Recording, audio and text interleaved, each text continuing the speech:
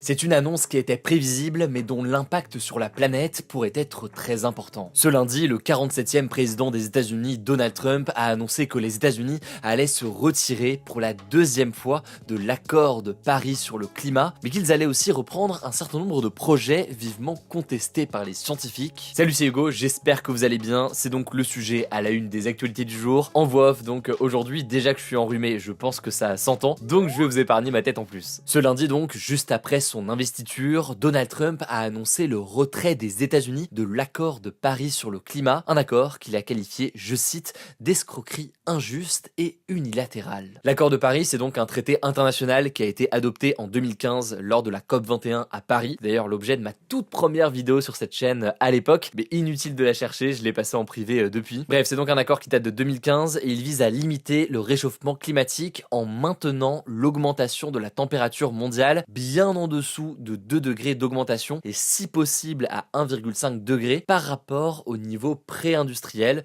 donc en 1850. Les États-Unis ont donc annoncé leur retrait, un retrait qui sera effectif dans un an et ça marque la deuxième sortie américaine de ce traité. En effet, en 2017, lorsqu'il était devenu président des États-Unis pour la première fois, Trump avait déjà retiré les États-Unis de cet accord, sauf que Joe Biden, son successeur démocrate, l'avait réintégré en 2021 et en se retirant de l'accord de Paris, Donald Trump rejoindra l'Iran, la Libye et le Yémen, qui sont les 3 seuls pays du monde à ne pas avoir ratifié et donc signé ce texte. Alors Donald Trump justifie cette décision en affirmant vouloir protéger les industries américaines face à la Chine qu'il accuse de polluer sans limite. Alors pour être factuel là-dessus, les États-Unis aujourd'hui, c'est effectivement le deuxième pollueur mondial derrière la Chine, mais quand on nuance un petit peu tout ça, faut noter que la Chine c'est 1,4 milliard d'habitants. Et puis il faut noter que les États-Unis, ça reste le premier pollueur historique. Ce que ça veut dire, c'est que depuis le début de l'ère industrielle, les États-Unis, c'est le pays qui a émis la plus grande quantité cumulée de gaz à effet de serre. Un gaz à effet de serre responsable du réchauffement climatique, je ne vous apprends rien. Autre annonce faite en ce début de semaine par Donald Trump, il a annoncé qu'il allait décréter un état d'urgence énergétique national pour intensifier la production de pétrole et de gaz, donc des énergies fossiles, alors que les États-Unis en sont déjà le premier producteur mondial. Trump a d'ailleurs promis lors de son discours et lors de sa campagne d'ailleurs, vous l'aviez suivi peut-être avec nos reportages, qu'il souhaitait forer à tout va, autrement dit donc exploiter un maximum d'énergies fossiles qui sont responsables, pour rappel,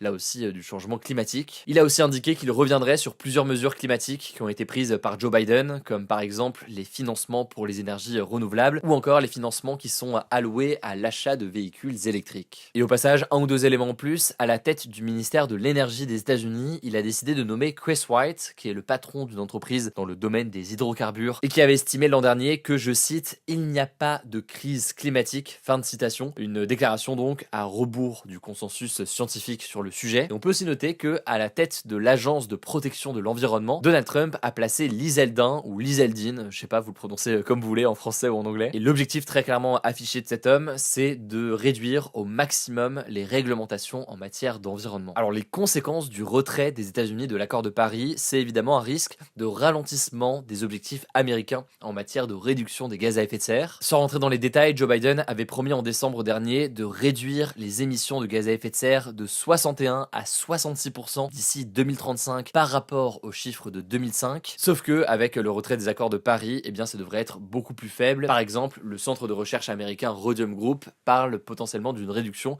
seulement de 24 à 40% d'ici 2035. Bon, et je veux pas vous tartiner de chiffres, mais dernier chiffre tout de même, selon les calculs du site Carbon Brief, les émissions de gaz à effet de serre des États-Unis pourraient augmenter de 4 milliards de tonnes d'équivalent CO2 d'ici 2030 par rapport donc aux politiques qui étaient menées jusqu'ici. Pour vous donner un ordre de grandeur, cette quantité d'émissions supplémentaires, ça correspond à ce que produisent chaque année l'ensemble de l'Europe et du Japon réunis. Bon, et au-delà de ça, à l'échelle internationale, ce qu'il va falloir surveiller dans les prochaines semaines et les prochains mois, c'est s'il y a un effet boule de neige d'une façon ou d'une autre. Le premier effet boule de neige qu'on peut imaginer, c'est que d'autres pays décident de quitter l'accord de Paris. On peut penser par exemple à l'Argentine avec son dirigeant Javier Milei qui multiplie les déclarations ces derniers jours. Mais même sans forcément sortir de l'accord de Paris, on peut imaginer qu'il y a une forme de mimétisme avec certains pays et certaines grandes puissances qui se disent, bon, vu que les États-Unis ne fait pas tel ou tel effort ou tel investissement, et bien de notre côté, on va éventuellement se permettre de ne pas mettre autant de moyens. Et je vous mets des liens en description pour en savoir plus. Pour tous les nouveaux, et j'en profite vu que je suis en voix off aujourd'hui, ce format, il est aussi dispo en podcast sur toutes les plateformes. Vous le savez, mais en plus de ce podcast des actus du jour, il y a aussi un podcast dédié aux actualités culturelles, c'est les actus pop.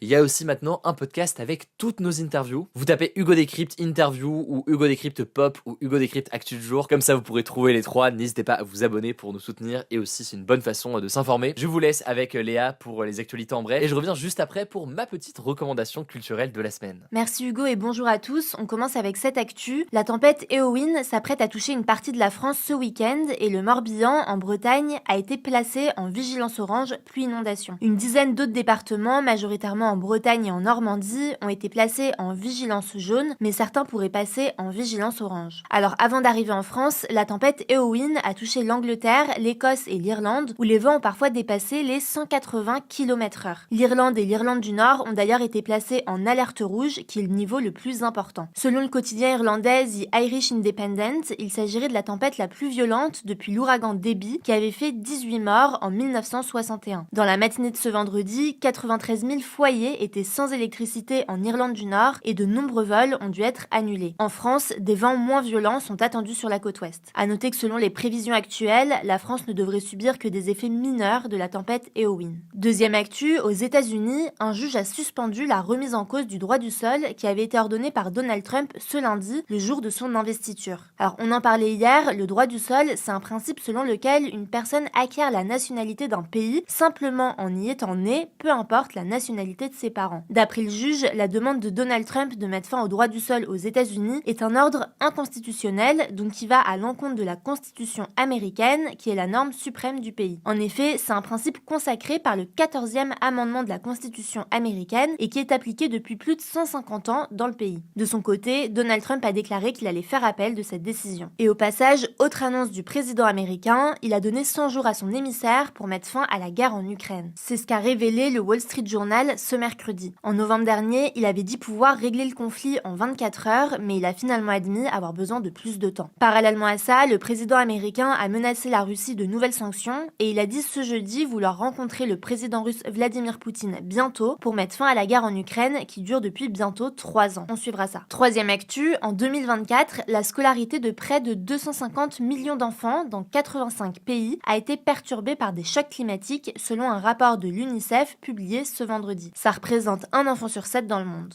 C'est en Afghanistan, au Bangladesh, au Mozambique, au Pakistan et aux Philippines que l'éducation a été la plus affectée par les vagues de chaleur, les cyclones, les inondations et les tempêtes. À noter que les vagues de chaleur ont été les premières responsables des fermetures d'écoles l'an dernier, avec plus de 118 millions d'élèves qui ont été concernés rien qu'en avril 2024. D'après l'UNICEF, la fermeture prolongée des écoles diminue les chances des élèves de retourner en classe et les expose davantage au mariage précoce ou au travail des enfants. Je vous mets le lien du rapport en description. Quatrième actu, au sud de l'Amérique latine, le plus gros iceberg du monde, qui s'appelle A23A, se dirige vers une île britannique, la Géorgie du Sud, et menace sa faune et sa flore. Concrètement, cet iceberg fait 3500 km², soit environ 30 fois la taille de Toulouse. Alors pour le moment, il se situe à 250 km de cette île britannique au large de l'Argentine, mais lors du choc, il pourrait se briser et éparpiller des milliers de morceaux de glace, ce qui pourrait être dangereux pour les pêcheurs, les navires et la faune sauvage. La Géorgie du Sud abrite des milliers de manchots et de phoques, et les morceaux de glace pourraient leur bloquer l'accès à la mer, les empêchant de trouver à manger. À noter que le détachement d'un iceberg est un phénomène naturel, mais avec le réchauffement climatique, les décrochages d'icebergs géants se produisent de plus en plus souvent. Cinquième actu, le français Serge Atlaoui, qui avait été condamné à mort en Indonésie en 2007 pour trafic de drogue, sera finalement transféré en France le 4 février. La France et l'Indonésie ont signé un accord allant dans ce sens ce vendredi. La France avait transmis une demande officielle de transfèrement de Serge Atlaoui le 19 décembre. Alors Serge Atlaoui, qui est aujourd'hui âgé de 61 ans et dont l'état de santé s'est dégradé, avait été arrêté en 2005 dans une usine dans la banlieue de Jakarta, la capitale de l'Indonésie, où de la drogue avait été découverte. Il avait alors été accusé d'être un trafiquant de drogue, ce qu'il a toujours contesté. Selon lui, il ne faisait qu'installer des machines dans ce qu'il pensait être une usine d'acrylique. En 2015, il avait échappé à une exécution. Pour le moment, on ne sait pas ce qui se passera pour Serge Atlaoui une fois qu'il sera arrivé en France. Et on finit avec une bonne nouvelle, les députés ont adopté l'instauration du repas à 1 euro pour tous les étudiants ce jeudi. Cette mesure, qui avait été proposée par le Parti socialiste, a été votée par une large majorité des députés malgré l'opposition du gouvernement. Son coût est estimé à 90 millions d'euros par an. Alors pour le moment, les repas à 1 € dans les restaurants et les points de vente gérés par le Crous sont réservés aux étudiants boursiers et identifiés comme étant en situation de précarité. Pour les autres, le prix du repas est fixé à 3,30 €.